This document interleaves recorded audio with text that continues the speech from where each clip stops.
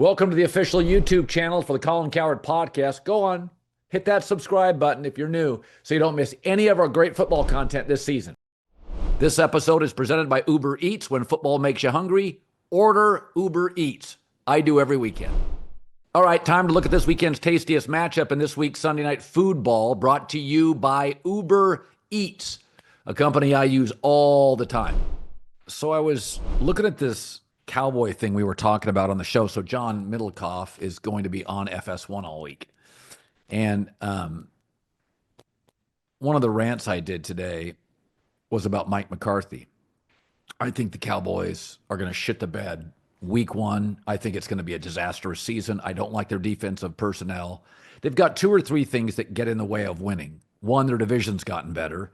Two, their offensive line is really in flux, and they don't have elite running backs to begin with. So it's going to be very Dak Prescott dependent, which is not good. I mean, he's not the kind of quarterback that can carry a franchise. He needs help. No run game, O-line, work in progress, and the defense was terrible last year. But if you go back and look at Mike McCarthy, and this happens all the time, it's a big brand, and you run people out of town. I mean, the Lakers have run through a lot of coaches, and a lot of those coaches have gotten good gigs.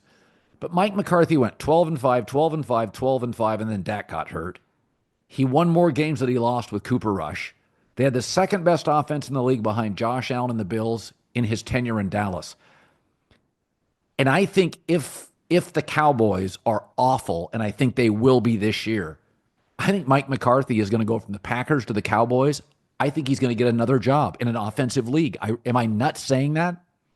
Well, why do you think he wasn't a bigger candidate this offseason? Because I thought, those 3 straight years of 12 wins, what he did last year, I mean, an average to below average coach last year with Dak being injured, they end up winning 2 or 3 games. But they went 7-10, and Cooper Rush was good. There's a branding issue with Mike, right? Kind of bigger guy, kind of goofy guy. When he got fired from the Packers, it felt like his relationship with Aaron had deteriorated. Aaron's kind of pivoted and is like a supporter of him now. Sometimes a year away with coaches will do him well.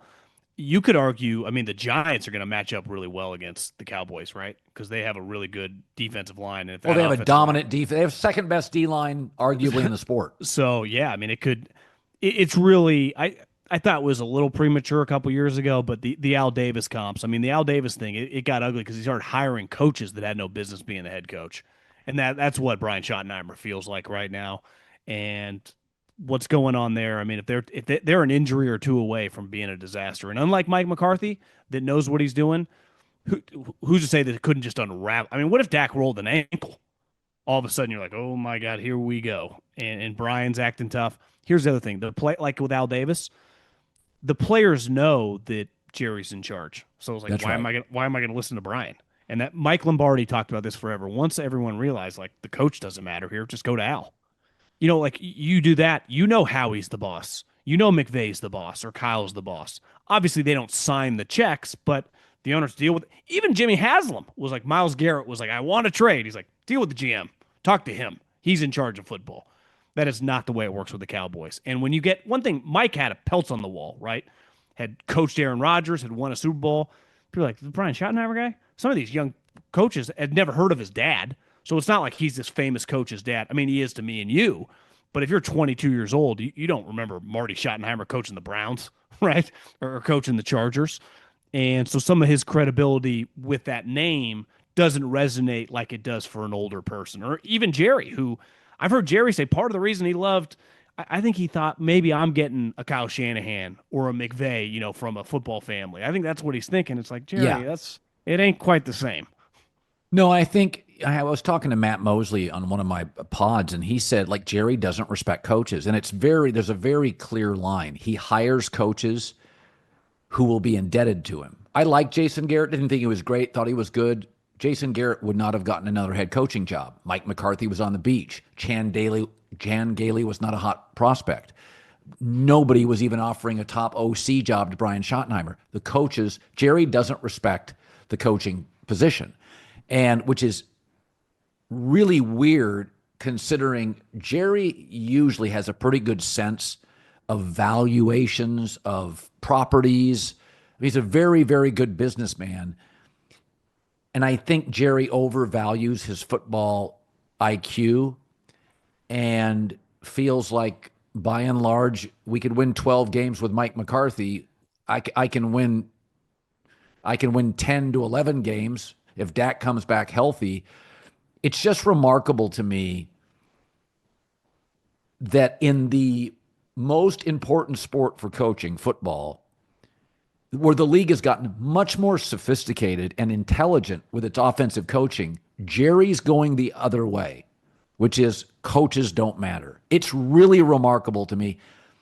Everybody, I mean, maybe it's this. He looks at Nick Sirianni and thinks, well, they won a Super Bowl with Nick Sirianni. Maybe he looks in his own division and says that. I mean, Sirianni to me is a bit of an outlier where I understand Dan Campbell, who I wasn't initially a fan of. I don't really get Sirianni still, but it works. He's got Howie Roseman. He's got a guy that's going to be probably a first ballot Hall of Famer one day as a general manager. I think Jerry's just, he had an opportunity. Sean Payton worked for him. Dan Campbell played for him. You could argue a couple years ago, Dan Quinn, who was this rising star, if you're going to get rid of Mike McCarthy, just fire him then and hire Dan Quinn. I think a mistake he made is 2 years ago when Mike lost to the Packers and everyone freaked out and he got his ass kicked. He let him coach on that year where his contract ran out. He probably should have just given Mike like a 3-year contract extension after that year. Wouldn't have had to be crazy money. But Jerry, prideful, wasn't going to do that after they lost. And now he's in a position where Brian Schottenheimer is his head coach. I'm not as down on the Cowboys roster it being some joke like 2-3 win team. But the way they're built, I mean, they are an injury or two away. And if the coach is over his head, this is a sport where it's like it can get ugly and it can get ugly fast. And if Dak were to get injured, and he has a history now, who's to say they can't end up like a 4-win team and be last place in that division? If the Giants the quarterback play stabilize a little bit and their defense is solid, we know Washington and the Eagles are good. Well, I think you nailed it. I think the New York Giants are, say what you want about the Giants, that defensive line. Now, again, Philadelphia's O-line is good enough to keep it at bay. I think the Giants' D-line could overwhelm the Cowboys. I think Abdul Carter, Thibodeau on the other side, Dexter Lawrence. I'm trying to think of defensive lines I like more than the New York Giants. There's not a lot of them. There are some individual players that are great. I think the Rams' defensive line is really, really good and getting better. Philadelphia's obviously. But there's some teams in this league, and the Giants are one of those teams. I actually think they're a quarterback away. I think if you gave them the right quarterback, you'd look up, and the Giants, they wouldn't be flashy. If Malik Neighbors could stay healthy, they could actually win 11 games. That's why, Dable, I think it works a little bit with his franchise because he is good at taking average B quarterbacks and making them a half grade higher. But I don't know. History repeats itself, and I think we're going into a really dark Cowboy stage. That was this week's Sunday Night Football, brought to you by Uber Eats. When football makes you hungry, get game day deals on Uber Eats. I do every week. The official on-demand delivery partner of the NFL. Order now. I just did. Okay, so I think we're both so fired up for Texas, Ohio State. You and I love college football. And I can't wait for that game. So the Michigan penalties came down. And basically, Harbaugh can't coach in college football for the next decade. He won't. They're probably going to have to write, $30 million in checks. They didn't have to vacate any wins.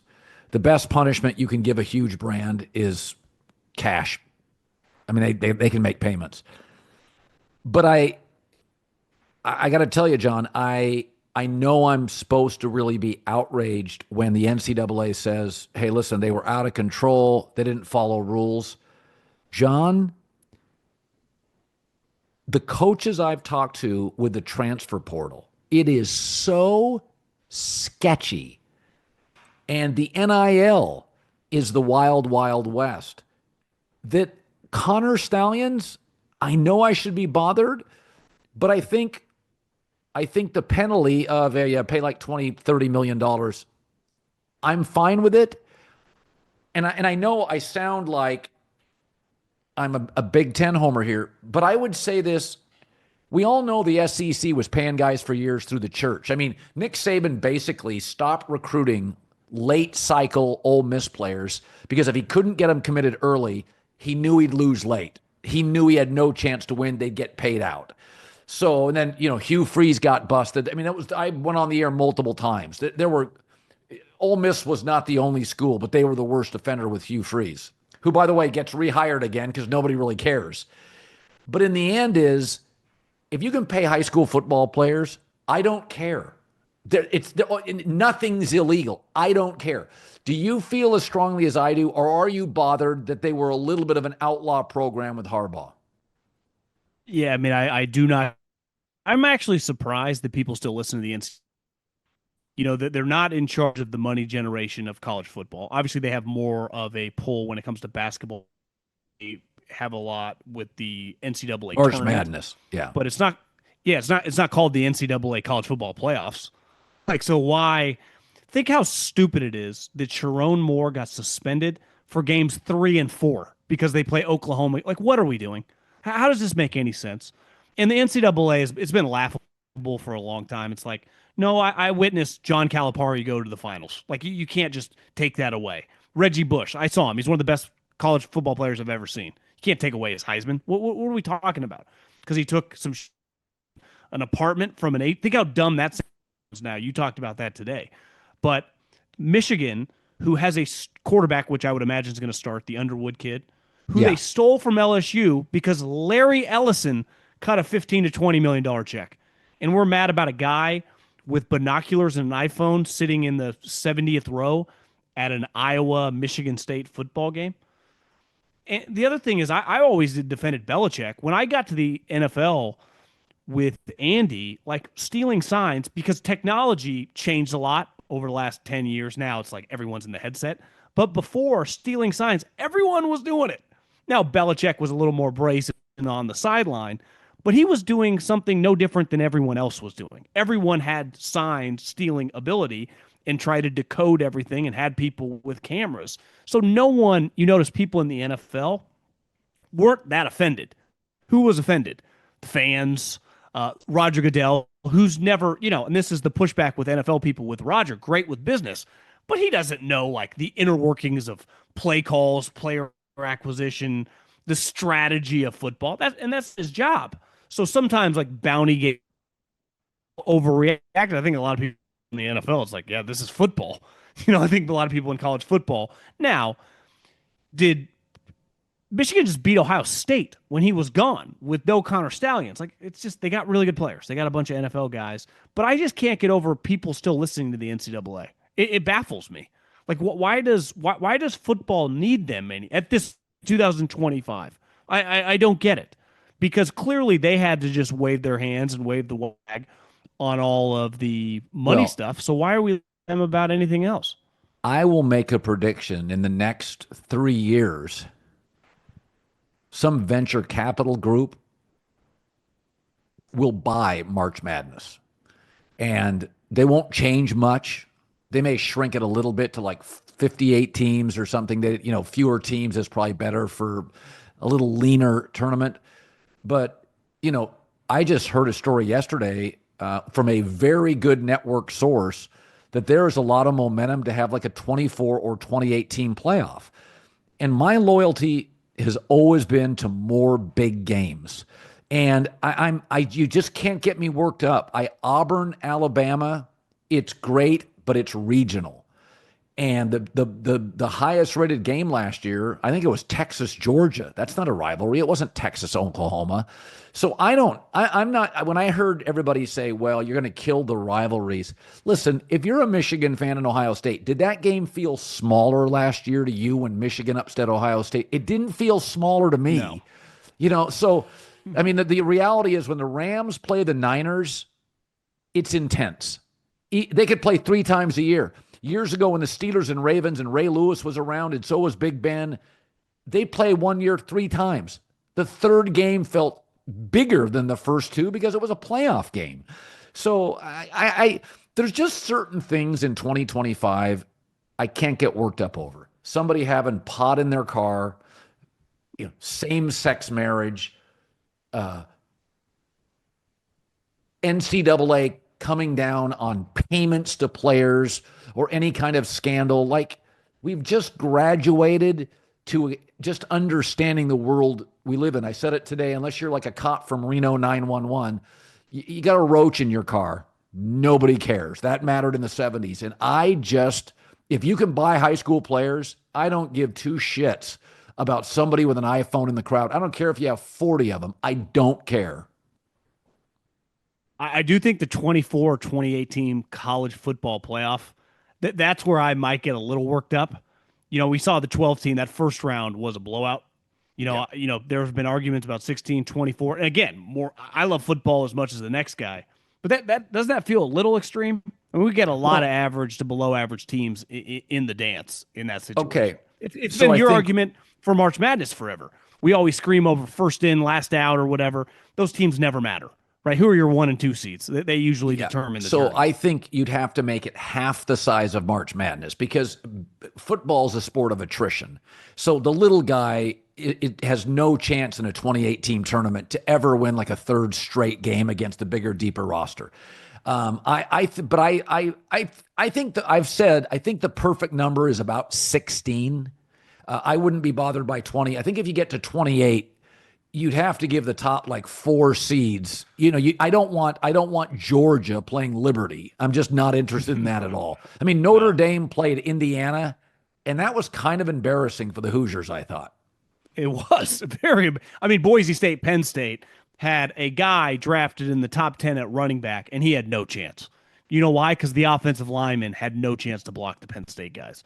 And that's always going to be the big problem. You get a 28-team playoff. But here's the other thing. It's like, it's one thing if the 4th or 5th team from the Big Ten and the SEC get in. But when you're taking the 3rd and 4th team from the Big 12 and the ACC, that's when it could get really ugly. And I think we don't need to see those teams play. Now, I get it's all about television ratings and football. I was thinking today, watching Sunday Night Football with Caleb Williams, what do you think the first 30 minutes of that football game did? I mean, it just had to blow everything out of the water on Sunday night. I'll look it up right now. So the advantage, I never argue against like more of these games. Like, I completely understand or argue against the people that want more football in terms of working at the networks or part of the revenue generation because it's only going to bring in more eyeballs. It's like, listen, I hate the doubleheader on Monday night. I think a huge part of playing Monday Night Football or Sunday Night Football is getting the solo game. But their argument is you put the doubleheader, it accumulates millions upon millions of more people watching football. And that's the business Roger and ESPN or Fox or whoever's in. But sometimes the product does get worse when I get a doubleheader on Monday night. I don't know who's asking for it beside we're just going to get more people, we can sell more ads and make more money. Yeah, I mean, I know people get worked up over my take on college football. I'm not a traditionalist. But I've always truly felt that if you're absolutely honest with yourself, Alabama fan, Ohio State fan, you get bored with the season. Because the Michigan game is great, the Penn State game is great, the Oregon game was great. But there's about 6 times that you're paying for a game that is over at half. And if you're really honest, this is something I pay attention to. On any given Sunday, the 1 o'clock window, those are not the best teams in the league. That's a lot of Tennessee. That's a lot of Carolina.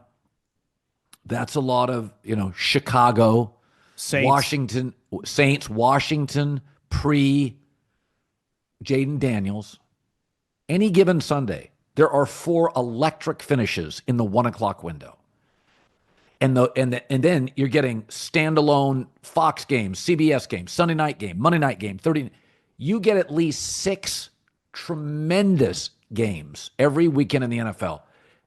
And that's out of how many games? I mean, how many total games do you have? Like 14, 12? So in college football, you have 135, 140 Division I programs. There are weekends that you get. Now, again, you probably get close games with teams nobody's watching. But you may get 6 great games a weekend. And a lot of times 4 of the 6, can be like Army against, Boston College, and it goes down to the wire. That's not the highest quality of football. So to me, I'm rooting for anything that gives me, like I said, I get now Oregon against Michigan and Penn State and Ohio State, or Oregon against Washington State, Cal, and Stanford. To me, it's just not a hard choice. I want more quality. You guys ready for some football? If not, Chubby's is ready to help you with their NFL collection. Grilling, tailgating, ride the highs and lows from your couch. It doesn't matter. Chubby's has the officially licensed NFL gear to keep you looking like the ultimate fanatic. It's got bold designs, favorite NFL teams. Game day gear isn't just comfortable, it's a statement. So rep your team's logos in wildly comfortable polos, wave-making swim trunks, gym-ready mesh shorts, all the comfort and swagger you need to take on every touchdown dance. Okay, for a limited time, use our exclusive code, Colin Cowherd, for $10 off at chubbysshorts.com/Colin Cowherd. chubbysshorts.com/Colin Cowherd. That includes the NFL collection. So it's the ultimate, Chubby's is the ultimate football apparel brand. They created their own fantasy football league. George Kittle and others have come together to assemble the Chubby's League on NFL Fantasy. Each week, the top 5 scorers win a chance at the Chubby's Polo Shorts combo with their team's logo. The grand champion gets a chance to the ultimate fan experience, a 5-city, 5-stadium NFL game tour with a +1. Head to chubbysshorts.com, the Chubby's League, to learn more and have some fun. So that's chubbysshorts.com/the Chubby's League to learn more. Outrageous fantasy football season. You're going to love it. Folks, limited time, our friends are giving our listeners a $10 off of the promo code. Colin Cowherd at chubbysshorts.com/Colin Cowherd. $10 off your order. That includes the NFL collection. So support our show. Tell them we sent you. Express yourself. Level up your game day wardrobe with Chubby's. Yeah, I'm probably more of a traditionalist than you when it comes to college football, but it's over. Like, the battle has been won and those traditions are done, right? We are going to continue to merge. And I think we have to acknowledge, how do we get the best games? I'm all for not allowing some of these matchups anymore, basically mandating that you have to play your peers in the non-conference games. And maybe that, if we go to a bigger playoff schedule of 20 or 24 teams, then Alabama would never play a Mercer. Because remember, Saban used to bitch and moan about no one being in the stadium at kickoff. That's right. Well, it's like, well, Nick, you're playing Cal Poly, the Sisters of the Poor, and UC Davis. And then he'd go, well, our schedule is so hard. And it's true. Your SEC schedule is hard, but you still got 3 or 4 other home games that no one cares about. And let's face it, there are a couple SEC games, Vanderbilt before last year and a couple, Mississippi State, where you're going to kick the crap out of them. So it's not going to be an enjoyable experience for the consumer. So how do we fix that? And maybe going to 24 teams enables us to, because where we're headed is going to be the NFL light, right? We're going to have 2 major conferences, and they're all going to play each other. And that's where, like, even the Boise States and the New Mexicos, they're eventually just going to be playing. Like, there's just going to be Division I, and then there's going to be like Division I AA. Yeah. And right now, there's still kind of that middle ground of some of these teams. I don't think they will exist in 5-10 years, because financially they won't be able. It's like business, right? I mean, think how often Amazon or Target or some of these, big companies, Oracle, Meta, have just wiped people out. And that's kind of what, like, Ohio State and Alabama and USC and Oregon. And it's why I read a story recently that, like, Duke and North Carolina were trying to get to the SEC. Well, they're not going to let Clemson and Florida State just go, like, we're coming with you. We got to follow the money if we want to survive. Yeah, and I think change is inevitable. I mean, you and I think, are pretty safe when it comes to AI. But I mean, look at what's happening in AI. Like, I just read a story in the Atlantic today how AI has changed universities and academia, and 100% of students use it. And, universities, and they were quoting some of the kids talking about it. And they're like, listen, man, I work hard, but sometimes I just want to go lift weights.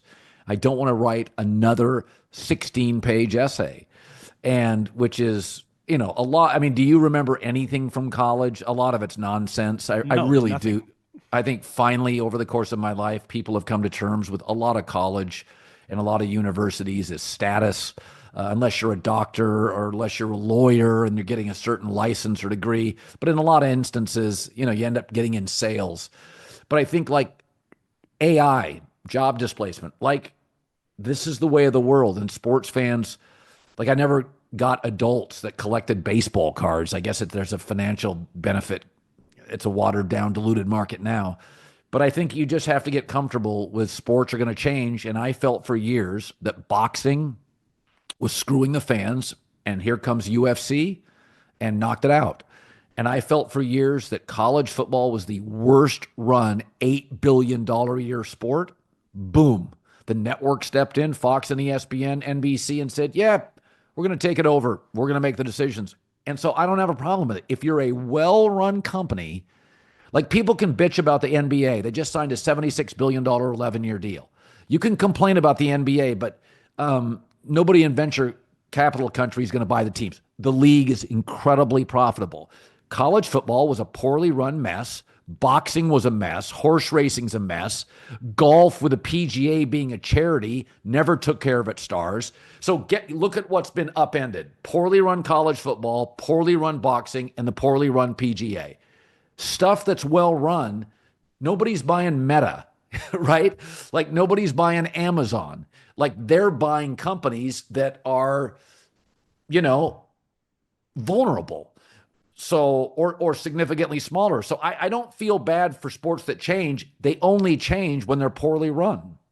But my question then is, when does it ever end? Like in the NFL, we can make fun of the Brown family, or I feel like the Davis family. Mark has pivoted much better with Tom and his group coming in, so they got more financial backing. But at the end of the day, the Cowboys and the 49ers and the New York Giants, they're partners with the Cincinnati Bengals and the Arizona Cardinals. Right. But if you're Ohio State and now USC and Oregon come, you start looking around like, why are we carrying Maryland and Minnesota? Right. And that's the problem. In Alabama, LSU, Georgia, Florida go, what do we need Mississippi State for? Vanderbilt, great academics. Who gives a shit? We're not even going to be associated. Our kids aren't even going to go to school in 5 or 10 years. We're just going to have a siloed football program. And that's the problem with college athletics is there is a lot of kinks in the business plan because – how many programs truly carry it and can splinter, where Jerry can say all he wants is like, we're the most watched team, or the Chiefs now, but you're in business with all these other people. And that's how you sell the business model to the networks. In college football, you buy the Big Ten, but I mean, you've been at Fox, like they've rode Michigan and Ohio State. If Maryland disappeared tomorrow, besides Scott Van Pelt, who would notice? And that's what like that still matters to me. I mean, I grew up around cows. Read the Athletic article on Andrew Luck. It's pretty good about him going to become the GM and a lot. It's a really good article. It came out today. If Stanford football just disappeared tomorrow, no one would notice. And it's like, how long is this sustainable when everyone is just kind of backstabbing? The big guys are just constantly like ultimately Jerry can't ass out Mike Brown. He just can't, right? Or Jed York can't just screw Michael Bidwell. Like they're all in business together. And in college, they kind of are, but kind of not. I mean, why did USC and UCLA just kind of piggybacked off USC, but USC was just, we're not carrying Washington State anymore. Screw you. So why can't USC and Ohio State and Michigan just go, why are we carrying Minnesota and Maryland? I'm picking on Minnesota. Maybe they're bigger than I give them credit for, but it's a couple, and we just start trimming the fat. And the fat's going to keep getting trimmed until we have 25 programs. This is Alabama, Florida, Clemson. That's where it feels like inevitable, right? The rivalries, the marching bands, the upsets. All right, folks, college football's here. It's back. If you think you know the game, put your college football knowledge to the test with DraftKings Sportsbook. Big payouts, live betting, rivalry week odds boosts, so much more. DraftKings Sportsbook has everything you need to stay in on the action. Texas, Ohio State. That's interesting. So whether you're betting on your go-to team or making some mid-game momentum shifts, Saturdays are yours to own at DraftKings Sportsbook. If you're a first-timer, bet $5. That's all you have to bet. You'll get $200 in bonus bets immediately. So download the DraftKings Sportsbook app. The code is Colin. That's me, Colin. $200 in your pocket if you bet just $5. In partnership with DraftKings Sportsbook, the crown is yours.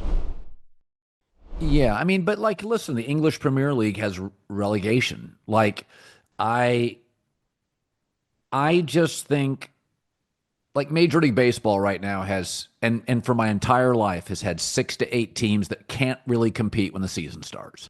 So baseball has no salary cap. No salary cap. So this should really be a sport in which big markets dominate. Yet the Milwaukee Brewers are clearly the best team in baseball. The Dodgers, until they just swept a series, were reeling. The Yankees and the Mets, they're chasing, the Blue Jays, the Yankees are. The Mets are no longer in first place. Not really a very good baseball team. So I think in the sport of baseball, in which it really should be a have and have not sport, if you look at the last 11 World Series champs, the Yankees aren't in there.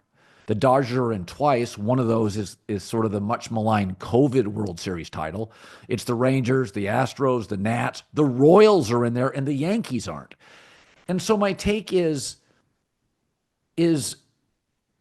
Iowa football has never run the sport, has never been hugely valuable to the sport, but will always produce quality teams because it matters to the people of that state, and they'll always be a viable 7 to 8 win program, and that's what they've always been. And if you look at the history of college football, you can go back 30 years. There's only one new top 10 program, Oregon. That is it. It's always been ridiculously top heavy, but the difference is when it was top heavy and we were paying guys behind the scenes, or it was top heavy because of topography, geography, or population centers, everybody was okay with it. But when things get lopsided because of money, we feel it's very unfair. And the truth is, Ohio has always had far more good players in it than Indiana. And Indiana's a basketball state and Ohio's a football state. And the Buckeyes and Michigan have been kicking everybody's ass in that conference for my entire life. But now it feels like it's money that's separating them. And I think people get worked up over money. They just, especially men, people don't like to talk about money. And the truth is, the Big Ten has been lopsided my entire life. Since I started watching sports in 1972, it's been, for years, Penn State was independent. They joined it later. It's always been. There's been the occasional Barry Alvarez, Wisconsin team, or Hayden Fry had a good Iowa team that goes to the Rose Bowl. It's been Buckeyes and Wolverines my entire life. I do think part of sports, though, especially college football, which is, in the NFL, a big upset is in the playoffs or the Super Bowl. Upsets happen all the time in the regular season. Regular season games one game doesn't determine your success. Where in college football, now it determines less of your success. Ohio State lost to Michigan. It didn't ruin their season. They still won the national championship. But some of the biggest moments in my life have been Appalachian State beating Michigan. Has been, some of the Aaron Rodgers almost beating the undefeated Pete Carroll team, and then Vince Young, like an upset happening in college football. And the little guy, and whether that's Minnesota or a Maryland beating Ohio State once every 6-7 years. Last year, Vanderbilt beating Alabama for the first time in 50 years. And you do need, like Tiger Woods needed Chris DeMarco every once in a while to give him a run for his money. That's good drama. Like ultimately, this is the drama of Michigan, Ohio State can't play every single game, right? So who's Ohio State or Alabama or Oregon going to play? Last year I was on the edge of my seat thinking, is Ashton Genty and Boise State going to beat Oregon? Which is ironic. They beat them multiple times in the past with Chris Peterson. Right. But it felt like this is going to be pretty nuts. And you just wonder if that goes away and it just becomes, it feels like it's going to become like 40 teams. It's just going to be every single week. It's like, well, Ohio State plays their non-conferences now: Florida, Georgia, Clemson, and SC. But I'm going to argue you're going to watch that and it's going to get bigger ratings than playing Purdue again. And that's my takeaway. Like, I watched so much college football last year. I loved college football last year. You and I both really are heavy college football leaners. We love the sport.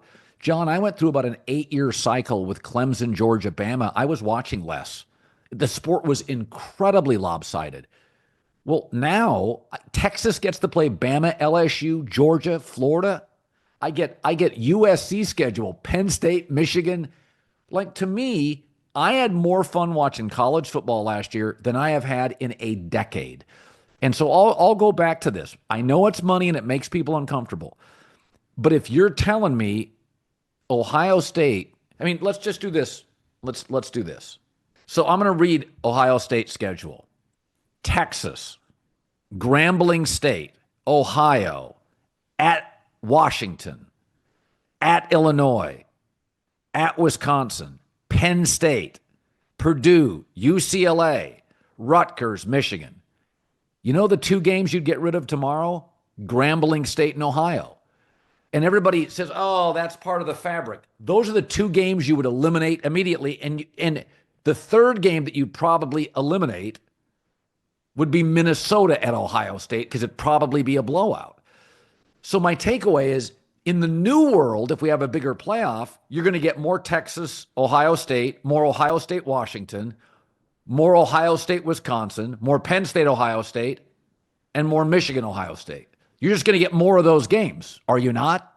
Yeah, I'm not arguing for Grambling or Ohio to be on the schedule. I do wonder there has to be some hierarchy though of like, eventually are they backstabbing the Purdues, the Minnesotas, and Marylands and killing them all off, and we're just talking 25, 30 teams just playing in college football. I mean, that's what like D1AA almost feels like, right? North Dakota State, Montana. And I just wonder, like, there has to be some sort of balance. I have no problem with you're not allowed to play Grambling if you're Ohio State. And Ryan Day would be like, well, we're opening up against Texas. I'd say, great. Ask Sean Payton. He's like, yeah, we open against the Chiefs, then we play the Chargers. I mean, welcome to football. But that's the way college football works, and that's always Saban's excuse. It's always, and I respect all these programs that play real non-conference games. So do I. But they do that, and then they justify their other 3 non-conference games are against me, you, and the dude down the street. And they're like, see, we played Texas on a neutral field. I'm like, great. Then you played 3 teams that, I mean, you feel bad for those kids. Like, is it safe for Grambling and Ohio to play Ohio State? I mean, I don't know if it is. But that's just the nature.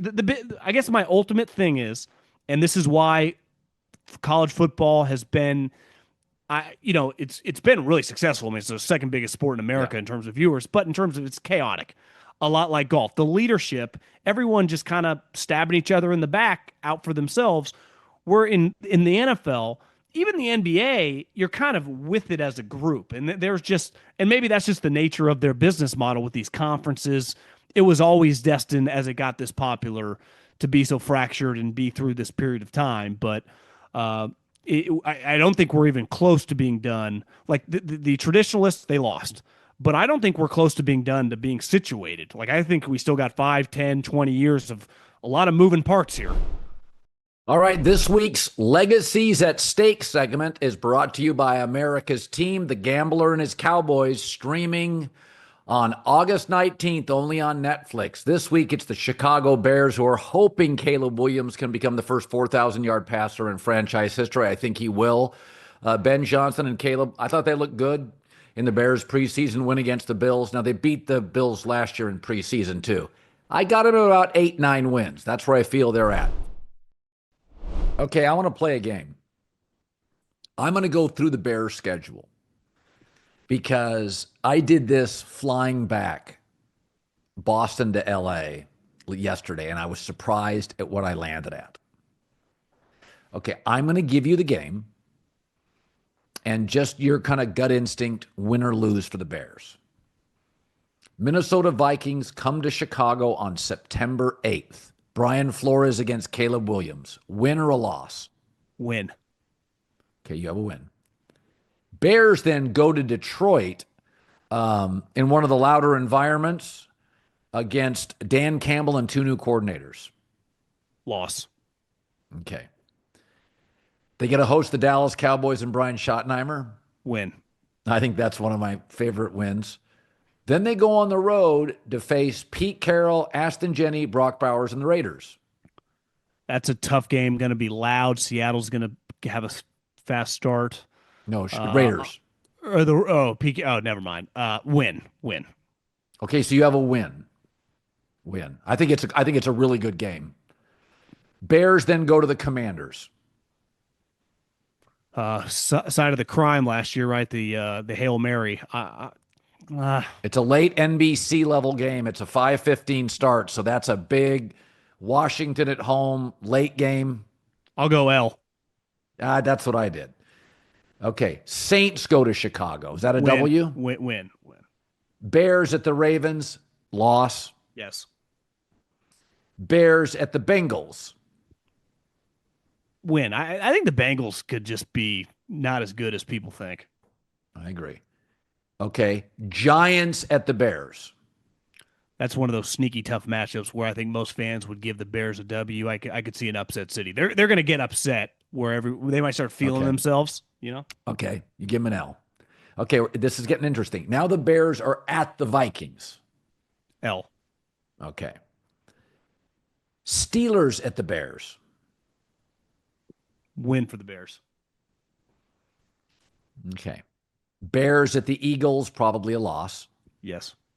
Bears at the Packers. They've beat them once in like 30 years, right? Yeah. I'm going loss. L. Okay, now get near the end, and we'll see what this means. Browns at the Bears. That's probably a W. Yes. Packers at Chicago now. I'll go split here. Win. Bears at Niners. Win for the Niners. Loss for the Bears. And finally, Lions at the Bears. Win. Okay. What do you think their record is? What have you predicted? 9-8 or 10-7. 9-8. I got to 8-9.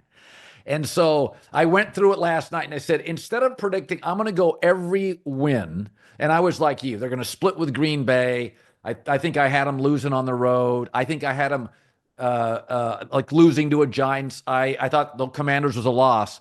So here's my thing is they're a 9-8 football team and they're out of the playoffs. And my question to you is, will you deem that a success at 9-8 if Ben Johnson and Caleb cut the sacks in half?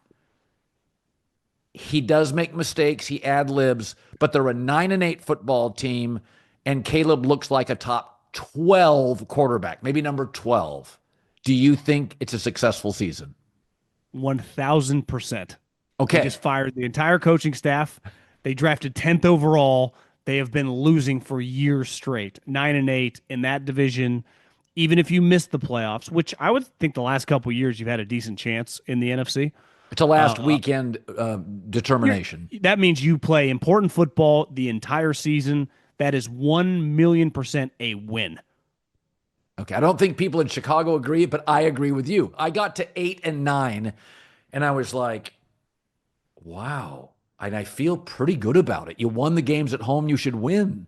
I would say this. 8-9 and 9-8 might be the difference of a fumble bouncing your way or bouncing in someone else's arms. So it really might not be that big of a difference over the course of a season. But that number, it feels pretty big when you say it out loud. I do think going over 500. I also think 8-9 with the 17 games is kind of the old 7-9. Like 7-9, a lot of people got fired. 7-9. Yeah. And 8-8 was actually much more respectable. It's like, oh, 500, they were a solid football team. Or 7-9 felt like, oh, they kind of sucked. Even though, again, it might have been one tipped ball that landed in another guy's hand for a pick six. But I do think going 9-8 is 100% a success.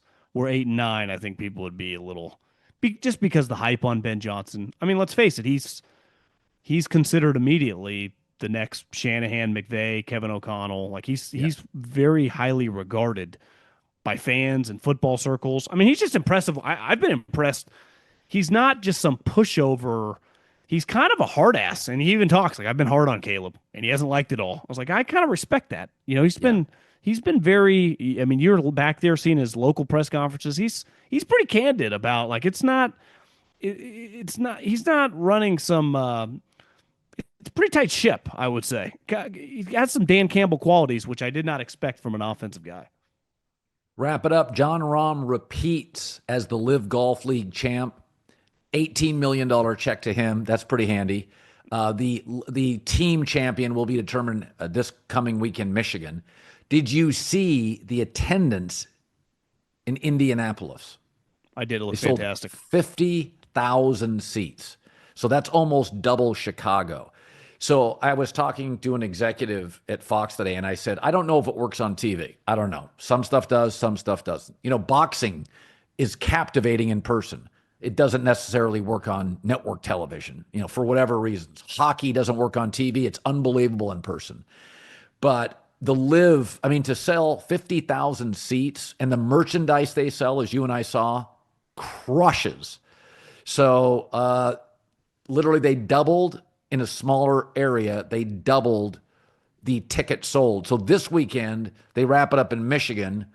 And I think they're on to something with this sort of Midwest swing in golf because it feels like the PGA has gone very coastal, very Florida. And I think they've kind of found a little bit of a niche. It took them a while to do it, but I think they found it in the States. Well, I think you could probably work 6 or 7 events in that Midwest swing. You could find somewhere in Missouri or Kansas City area. Obviously, Chicago's an easy one. Going to Michigan, Indianapolis.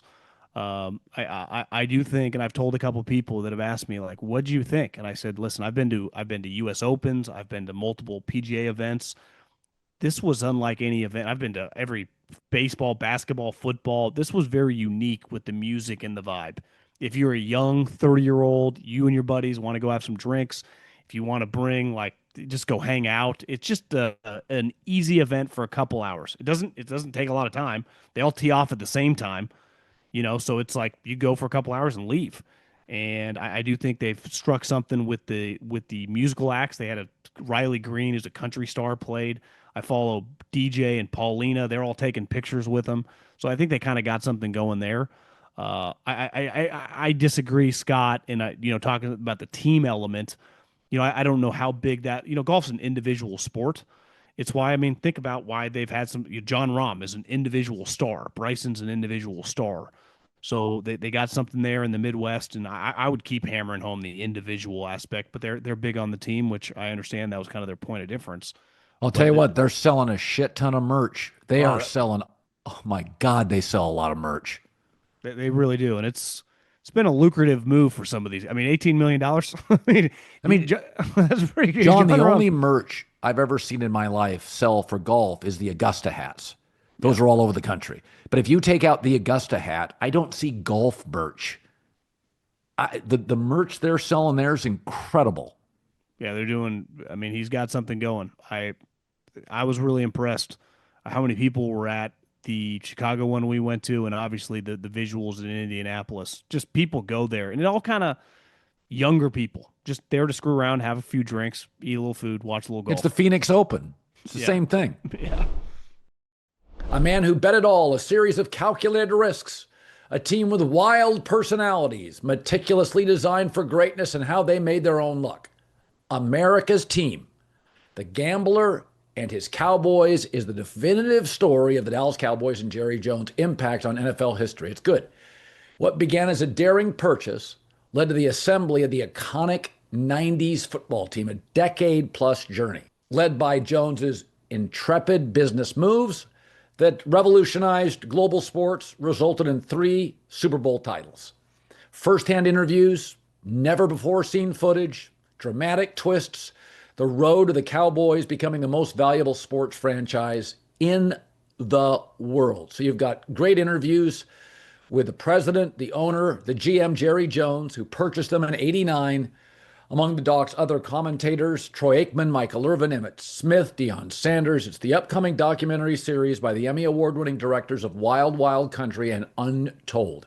Watch America's Team, The Gambler and His Cowboys, August 19th, only on Netflix. John, I have to fly a lot. And because of that, I always have takes on airlines. I'm like a bad 1970s comic. I've always got airline material. So, story today, I have this theory I always tell my kids, don't fly any airline that has bright colors. And so Spirit Airlines is one of those airlines. It's bankrupt. Today, a Spirit Airlines plane flew into Hurricane Aaron, into one of the bands of Hurricane Aaron, some idiot pilot. He had to make an exit stage right to get out of the hurricane. He literally, when a hurricane's coming, basically if you stay fairly aware of what's happening in the skies, they will tell you, stay away from the bands of a hurricane. A Spirit Airlines pilot flew into it today. I can't even imagine being on that flight. Can't even imagine it. So that's the first thing. Now I want to compliment an airlines. This is not an ad. So I used to be a Delta guy. I think I probably travel more than you do currently. I could be wrong, but I think I do more long travel, Boston to LA. Is that right? You're a jet setter. Yes. Okay. So I was always a Delta guy, mostly because I went to Park City a lot in Utah, and LA and Utah, Salt Lake are big Delta hubs. So now I'm in Chicago and Boston a lot, and they're United and American hubs. American Airlines has come up with something called the Flagship Suite. Now, I know it sounds really bougie, but yesterday I was and they've done this on some of their Airbus, I wrote it down, Airbus 321 XLR. They're using it on this. So it's a smaller plane.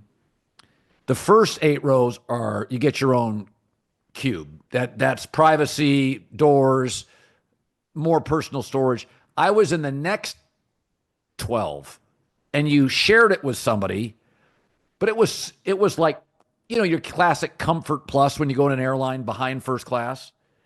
It was so good. And then there was only about 30% of the plane max, maybe 25 that was even economy, and those look better. So folks, if you're flying American Airlines and you want an elevated experience and you don't want to buy first class, I am telling you, Flagship Suite is what you fly in American Airlines. You do not have to fly first class. Even the economy had better seats. I was in like the economy plus seats. They were unbelievable. They had live flat beds.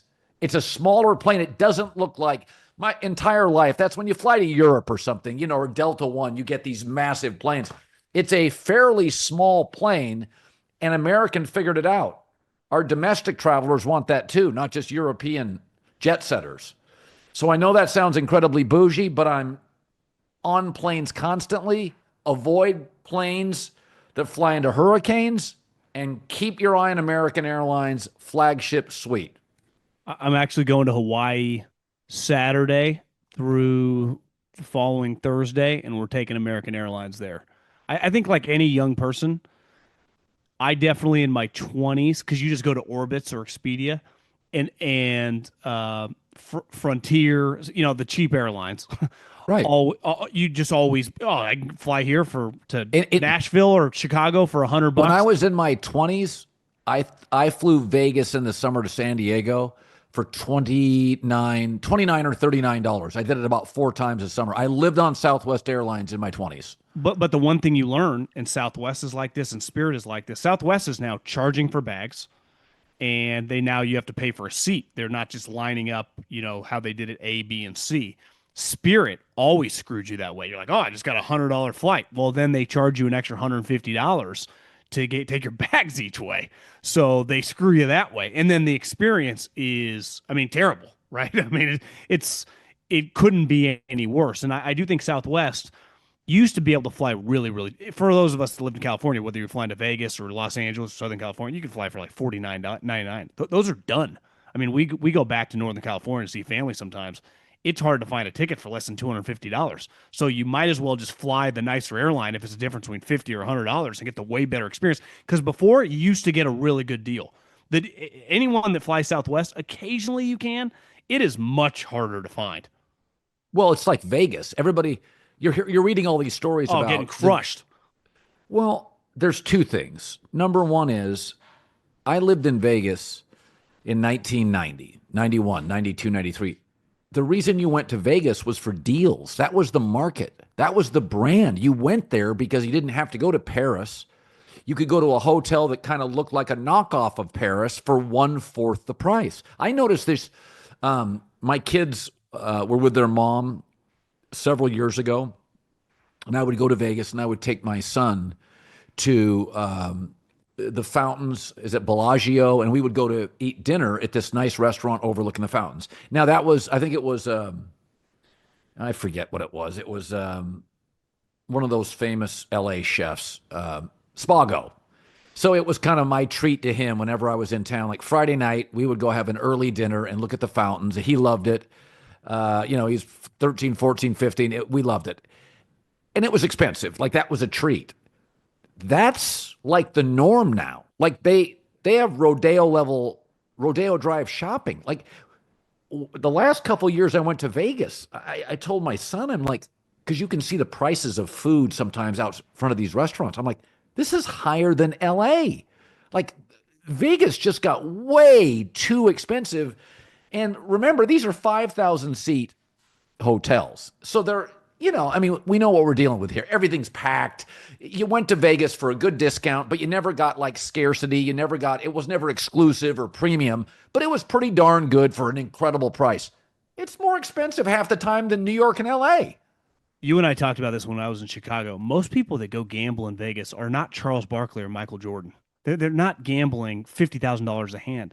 You cannot go to one of the main floors of the casino, especially in the evening, and find a blackjack table for under $50 a hand. Impossible. So that, to me, when I went to Cal Poly, you used to be able to get a flight from Santa Maria. I think it was like $49.99, and you could go with no money as a college kid, maybe $100 to your name, and have a good weekend there.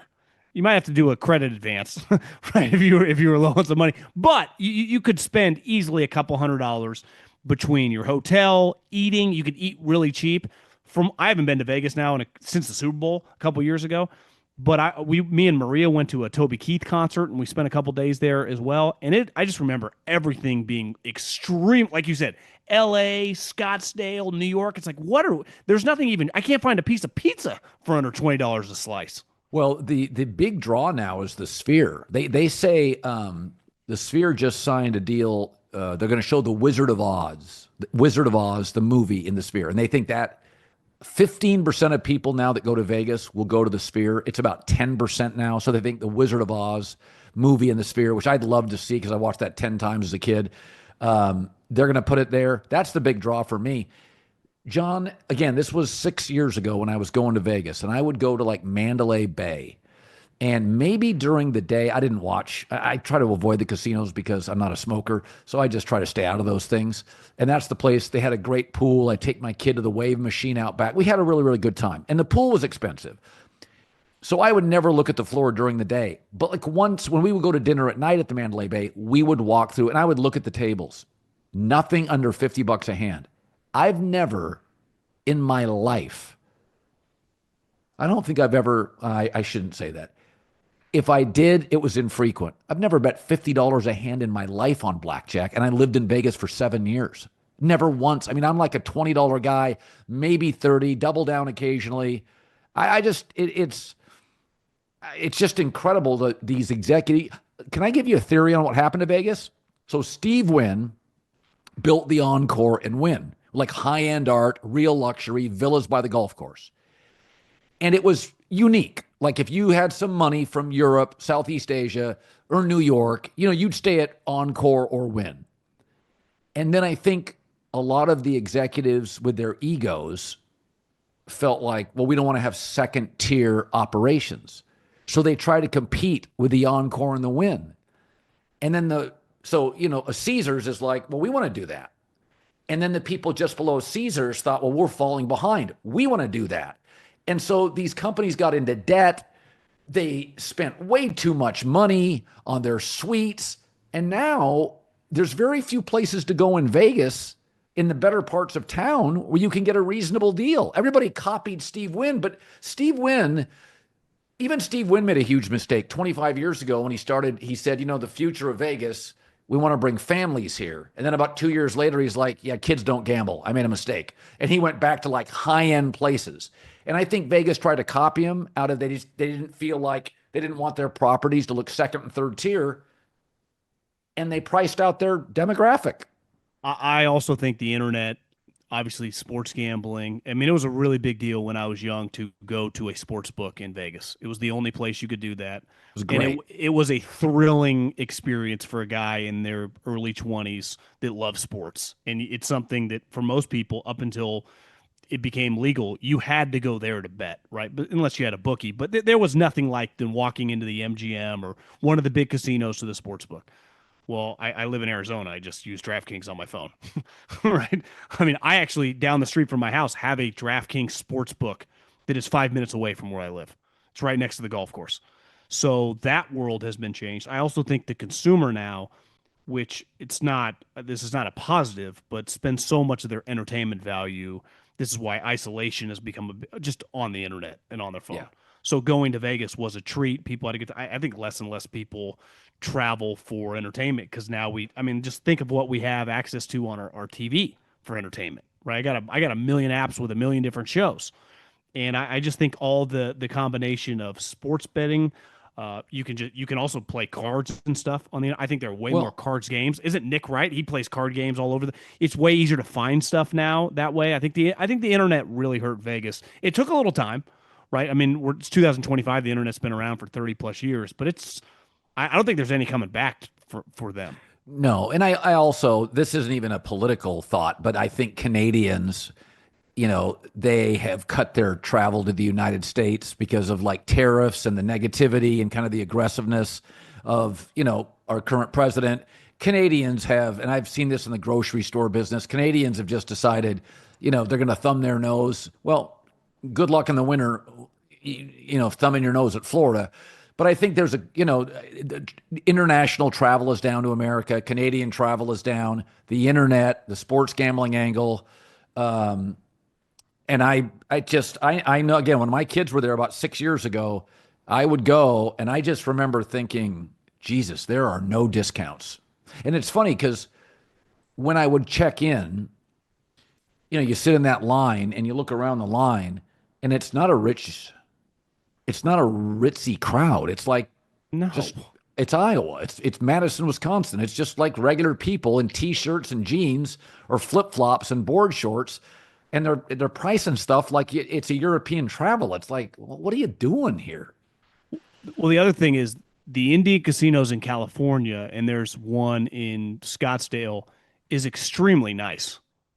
Talking Stick in Scottsdale is, I Oh, mean, talking stick's great. you could put it in Vegas and it would fit right in. So these casinos, if you want to go play cards, you don't even need to leave your state anymore. So think how many people that from California or whatever. I mean, there are a ton of Indian casinos in Northern California, in the Valley, in Fresno.